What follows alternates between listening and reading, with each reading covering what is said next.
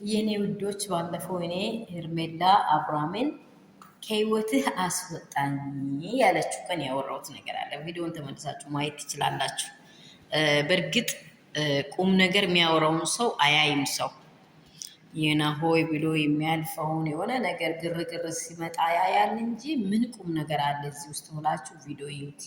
የምር ነው ብላችሁ ሄርሜላ በሆነ ሰበብ ነው መታ እንደዚህ ሌላ ሴራ አስባ ነው የመጣችው ብያቸዋለሁ። ትላንትና ማንን አብርሃምን ሆዷን እንዲላራት ነው። ይሄ ደግሞ ሄርሜላ ተጨነቀች ራሷን እንዲሆነች ብሎ እንዲመጣ ነው ራሷን እንትን ልታጠፋ ያሰበችው። ይሄን የሚታወሩ ሰዎች ሄርሜላ ትክክለኛ ዴቭና ቡዜ ዳኒ የሚሰሩት ሴራ ገብቷቸዋል። ሄርሜላ ወደህ አይደለም እርግጠኛ አብርሃምም እንዳልወደዳት ነቅተዋለች። አብርሃም በጣም ፌልሹፓ ውስጥ በውስጡ ፍቅሩ እንደሌላ ታውቀዋለች። ግን ለሩታ ጥቃት ስትል ቡዜ የሚታደርገው ሴራ ቡዜ እለት ከሄርሜላ ገብቷቸዋል። አብርሃም ከምን ዳና አብርሃም ከምን ተፈወሰ ስባል መጨረሻ ላይ እውነቱን አውቃለሁ ብሎ እውነቱን ደበቀ፣ ጣፋ። ለምንድን ነው እሱን ተውት፣ በቃ እሱን ተውት ብሎ ከሀገር ሊወጣ ያሰበው? ገብቷቸዋል። ኢቱ ላይ ያለውን ሴራ አብርሃም ራሱ ነቅቷል።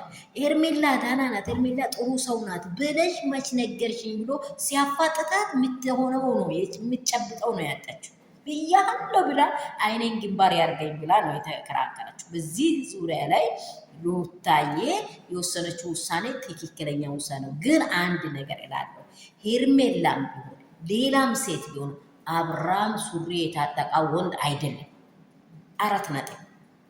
ወንድ ልጅ የሚወዳት ከሆነ የትኛውንም ሴት እኔ ከአንቺ ጋር ለመኖር አልፈልግም፣ ይሄን ጥቃት ስላሰራሽ ከዚህ በኋላ በህይወቴ መቀመጥ ከማንም ጋር መሆን አልፈልግም፣ ልጄን በአግባቡ አሳድጋለሁ ብሎ ለሩታ ቁርጥ አላወራም፣ ለሄርሜላ ቁርጥ አላወራም። አሁን ደግሞ ሌላዋንም ይዟል።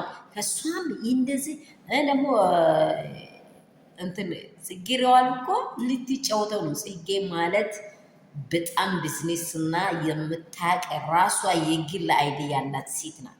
አይምሮ አይተው እስቲ ጽጌ የምትፈልግ ከሆነ አብርሃምን የምትፈልግ ከሆነ ለምንድን ነው ባለፈው ሩታንና አብርሃምን አገናኝታ የጠየቀችው? ገብቷቸዋል አይደለም? ሩታ ስታለቅስ እንዴት ነው የሆነችው? ይህንን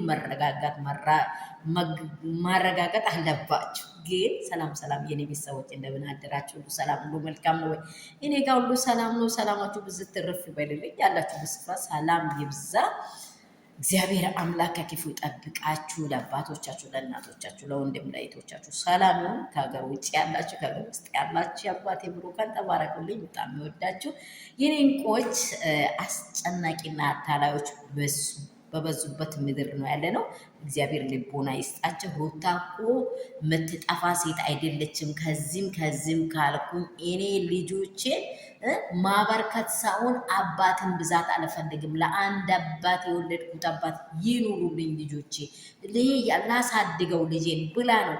ሩታን እኮ ንጉስ ይፈልጋታል። እንደማንም ቆሻሻ ሴት አይደለችም።